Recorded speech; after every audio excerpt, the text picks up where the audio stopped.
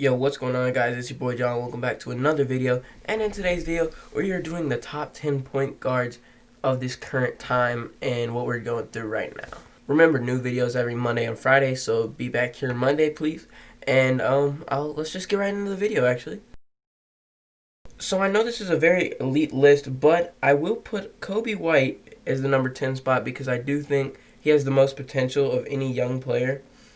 And he averages 13.2 points a game, 3.5 rebounds a game, 2.7 assists per game, almost one steal a game. And you do have to remember this is still his rookie season, and he is a 6'5" point guard, so he's a taller point guard. His play style is similar to Ben Simmons, but he can shoot threes, so he's very dangerous because they don't know if he's going to slash or just shoot a three on him. Kobe White has the most points in high school basketball in North Carolina. Also, if he works with Levine at shooting guard, he's going to have an easy time with. His career high in the NBA is 35 points in a game against the Oklahoma City Thunder. So with all this, you could tell that in maybe a few years after he progresses a little bit, Kobe White could be very dangerous, and we might be seeing a new great point guard.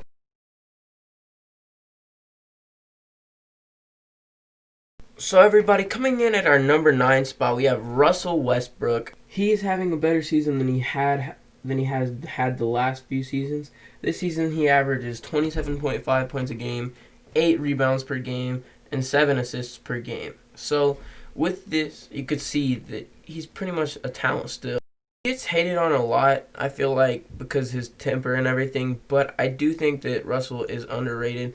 And I think he's going up this year, and him and Harden could do something with the Rockets. Russell seems like he could still get a ring at the Rockets, or even with another team, because he's still doing good. And I'd like to see if Russell could do something still. Coming in at the 8th spot is a shock, but I think that he can improve himself and win a few rings again, and that's Kyrie Irving. Okay, Kyrie Irving was great at the Cavaliers. He was great at the Celtics.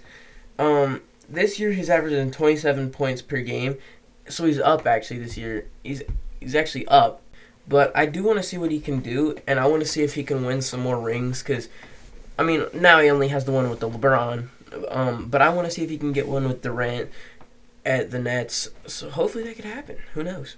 And he's 6'2". He averages 27.4 points a game, 5.2 rebounds a game, 6.4 assists per game, and 1 steal a game.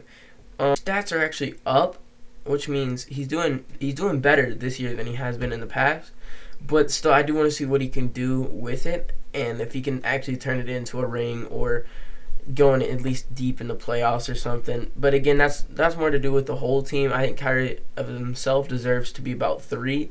But because his team can't seem to succeed and get a ring, I'll have to throw him lower down. Coming in at our number 7 spot, we have Steph Curry. So hear me out, guys. I know Steph Curry was probably like 1 or 2 in most of your guys' lists. But Steph Curry has hardly played this year, so I can't really put him up here with the other guys that have actually performed well this season. He is actually scoring less this season at 20.8. And he's played less, so that's not really a great sign. Even the games that he's been in, he hasn't looked the same. But still, he's 6'3", and I think once he just gets back in the groove of things, he'll get back to his former self. So coming in at our number 6 spot, we have Chris Paul coming out of Wake Forest. I think he's pretty good still. People doubt Chris Paul, but his dribble moves are good. He's a great playmaker. And, he can still score. He's averaging 17.7 points a game, almost 5 rebounds a game, 6.8 assists per game, and about 1 steal per game.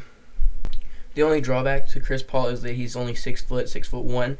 So that's a drawback because his play style is it's hard to maintain once you get older. And when he starts to get older, you'll see a decrease in how well Chris Paul performs. I think he probably will leave Oklahoma City soon. I don't know where he'll go. I don't know if he will. But I think he will go to a different team. Coming in right above Chris Paul, we have Kemba Walker. So Kemba Walker I feel like he resembles Chris Paul a lot in his play style. But Kemba is a very good 3-point shooter, and he's a very good dribbler. Everybody knows Kemba can dribble. He plays for the Celtics now instead of the Hornets, which I think was a good switch for him. He has Jason Tatum, and he has some good players there like Gordon Hayward, Jason Tatum, and they even have Taco Fall. But I think the Celtics could do something with that lineup because Jason Tatum is pretty good by himself, and then add a good point guard to that, and I think they could go places. Kemba Walker averages 21.2 points a game, 4.1 rebounds a game, 4.9 assists per game, and about 1 steal a game. So obviously with those stats, you can see somebody that's a pretty dominant point guard. Again, point guard, he's a good passer, and he does get around 5 assists per game, which is great for a point guard. So he's passing the ball, he's setting up his shots, and normally you either have a high assist rate or a high scoring rate. In this case, he has a high scoring rate and a pretty high assist rate at the same time, which is great. So everyone, coming in at the number 4 spot, we have Portland Trail Blazers point guard Damian Lillard. And for his height, he's 6'2". He scores around 28.9 points a game. He gets 4.3 rebounds per game, 7.8 assists per game, 1 steal a game, and about a half a block a game. But still, with these stats, you can see how good Damian Lillard actually is. He's been with the Trailblazers for 7 years now, about 8 actually now. He needs to go, I think, to another team, but he's still good with the Trailblazers. But let's say he had somebody else that was great with him. I think he could do a lot of damage with another great player. So coming in at our number 3 spot, we have Ja Morant out of Memphis. He's probably the most promising rookie of the year, I'd say. And he scores 17.6 points a game. He averages 3.5 rebounds a game and 7 assists a game, and then 1 steal a game, which for a point guard, that's great. He's 6'3". He's Curry's height. He can shoot the 3, and his dunks are just amazing. He's obviously the second pick. I think he can go very far.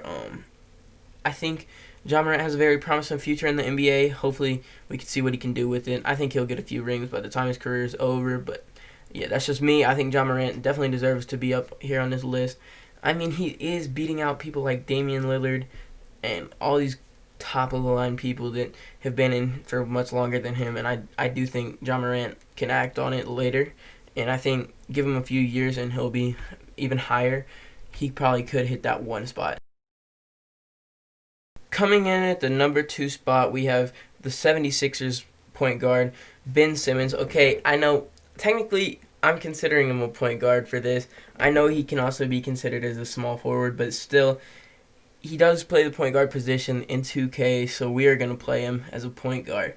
He's 6'10". He averages 16.7 points a game, 7.8 rebounds a game, 8 assists per game, 2.1 steals a game.